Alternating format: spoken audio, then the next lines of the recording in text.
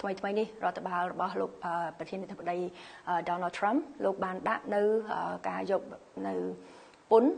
បន្ថែមទៅនៅលើប្រទេសដែលមានដែលសហរដ្ឋអាមេរិកមានអនុភាពពាណិជ្ជកម្មជាមួយចាដូច្នេះនៅក្រៅដែលតុល្យភាពរបស់ជញ្ជីងពាណិជ្ជកម្មនោះមិនមានលោកបានដាក់នៅការធ្វើនៅយន្តការបដិការមួយដើម្បីថាឲ្យមានដំណឹងនៃជញ្ជីងពាណិជ្ជកម្មជាមួយគ្នានៅក្នុងនោះកម្ពុជាយើងក៏ជាប្រទេសនាំចូលផលិតផលលេចធ្លោមួយទៅប្រទេសសហរដ្ឋអាមេរិកហើយសំណួរសួរថាហេតុអ្វីបានជា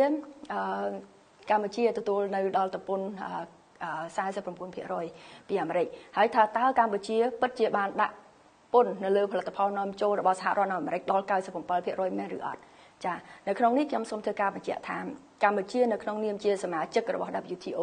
ក៏ដូចគ្នាទៅនឹងសហរដ្ឋអាមេរិកនិងប្រទេស166ផ្សេងទៀតដែលសិតតែជាសមាជិក WTO នេះយើងមានការកំណត់នៅការបន្ទាត់ពន្ធគយជាមួយគ្នាជារួមដែលគេហៅថាជា MFN rate ឬក៏ជា most favored nations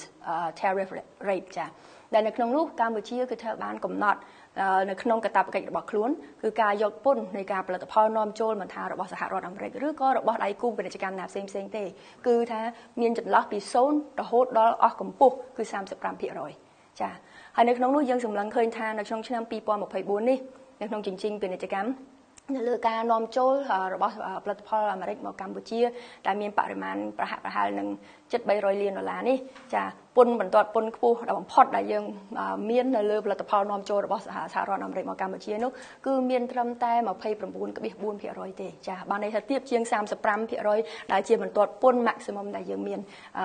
ជារួមផងដែរនៅលើផលិតផលនៃពាណិជ្ជកម្មដៃគូទាំងអស់ចា